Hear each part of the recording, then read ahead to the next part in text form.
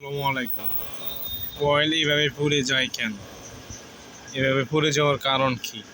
এই যে দেখুন, আমাদের এই জায়গাটা ভালো আছে, এখান থেকে এখানটুকু ভালো আছে, এখান থেকে এতটুকু পুড়ে গেছে। কেন পুড়ে যায়? এগুলো পুড়ে যাওয়ার বিশেষ বিশেষ কিছু কারণ আছে।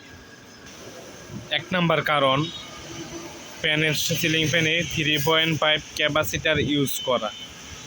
3.5 ক্যাপাসিটার ইউজ করলে ফ্যান দ্রুত জ্বলে যায়। কারণ ফ্যান নির্ধারিত পরিমাণতে বেশি স্পিডে ঘুরে অতিরিক্ত বেশি গরম হয়, তার জন্য কয়েল জ্বলে যায়। ফ্যানে কোন ক্যাপাসিটার ইউজ করবেন? ফ্যানে আমরা ভালো মানের 2.5 ক্যাপাসিটার ইউজ করব, যেমন ফ্যানের সাথে অরিজিনালি এমন 2.5 ক্যাপাসিটার থাকে। এই যে দেখতে পাচ্ছেন 2.5 ক্যাপাসিটার থাকে। এমন আমরা সিলিং ফ্যানে আমরা কখনো যদি ক্যাপাসিটার নষ্ট হয় 2.5 ক্যাপাসিটার ইউজ করব, তাহলে আমার ফ্যানটি অক্ষত থাকবে, নষ্ট হবে না, কয়েল জ্বলে যাবে না।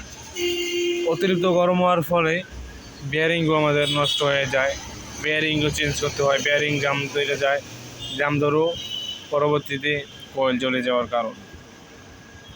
না হলেও বেয়ারিং জাম হয়ে নষ্ট হয়ে গড় গড় শব্দ করতে পারে, বিরক্তিকর শব্দ।